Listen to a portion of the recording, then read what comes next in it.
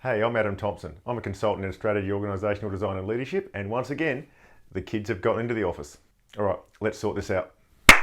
Today we're going to go through how to make your customers, your staff, and your bottom line happier using John Seddon's concept of failure demand. Let's get into it.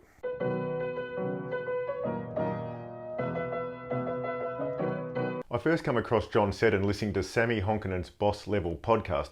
I remember I was vacuuming the living room and then I heard this bit. And I think an argument that you've probably heard thousands of times is that this simply means that you don't know how to set incentives properly. What do you say to that? Well, clearly I'm a dickhead. From there, I immediately got John's book, Freedom from Command and Control, this one here. And in the last couple of years, he's recently released this one, Beyond Command and Control. If you're in charge of anything that has any sort of consistent process, you have to read his latest book. Now, what John gives us is this brilliant idea which he terms failure demand. It's not a new concept, but his words help to lock it into our mind. First, I'm going to draw up a really basic system. What we have is our customer, and our customer puts demand onto our work system. The work system responds by producing a widget of some description, which hopefully meets the customer demand, and now we have a happy circle. I'll just disappear so I can have a look at it. And there we have it. This is our basic cycle that we're talking about. Now, remember, a widget doesn't necessarily have to be something that's literally a widget. It could be a conversation, it could be a workshop, it could be anything along those sort of lines, but the point is something given to the customer which satisfies their demand. Now, what I'm going to do now is focus in on this demand. So let me get rid of this, and now I'm going to stick this up.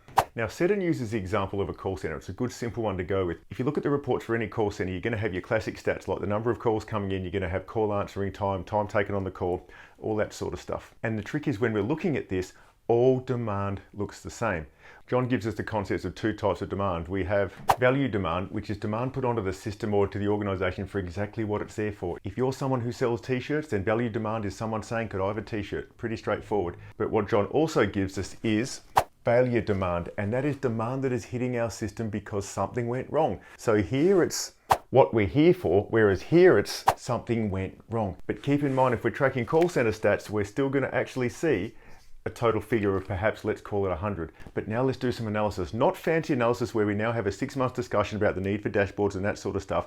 Up there, because you're not going to be able to, I want you to see all the details. We have a cable, does this cable work? I think that's power. Give people a piece of paper and a pen, you remember those things, pen, and ask them to note down whenever a call comes in, whether it was value demand or failure demand. And don't give me that rubbish about it's hard to define which one is which. Your people already know that. And through doing that, you might discover something like this. This seems like an outrageous number, right? 60% value, 40% failure. But remember, it becomes normal. It looks like just stats coming in. In fact, it looks like quantities are going up. And you can even look like you're answering the phone quickly and hitting all of your stats without realizing that 40% that's coming in is actually due to failure demand, which means that you are running 40% higher in terms of cost than you need to be. So what do we do about this? Again, it's simpler than you think. For each aspect of failure demand, let's write them down. Let's work out, following the 80-20 rule, what are the 20% of things that go wrong that cause 80% of the trouble, and then get together and figure out a way to address it. You know something? No soup for you! Come back 1 year! Value demand, failure demand, key concepts. There's one other thing that I need all of you in managerial, senior managerial, executive CEO positions, I need you to know. You have your own unique version of failure demand. And that is whenever one of your people comes to you to ask you a question and you think in your own mind, why are they bringing that to me? I've got other things I need to get on with. That's their job. What you have is an example of failure demand. And in the same way, it's not the fault of the people in the call center if the system around them is not working. Most people are actually competent. It is more likely than not to be the actual system that your people are working in or something to do with the clarity with which you've given them the work that is causing the failure demand. So this is a bit of an uncomfortable concept because what it's meaning is that perhaps the failure demand is on you. And even if you can prove that it's not, just assume that it is. That way you've got some agency and you can make a difference. And besides, it is on you in the end because aren't you the person that chose them? And if they've been in your team for more than a year, then you're the person choosing to keep them there. So failure demand is not just for call centers and operational flows.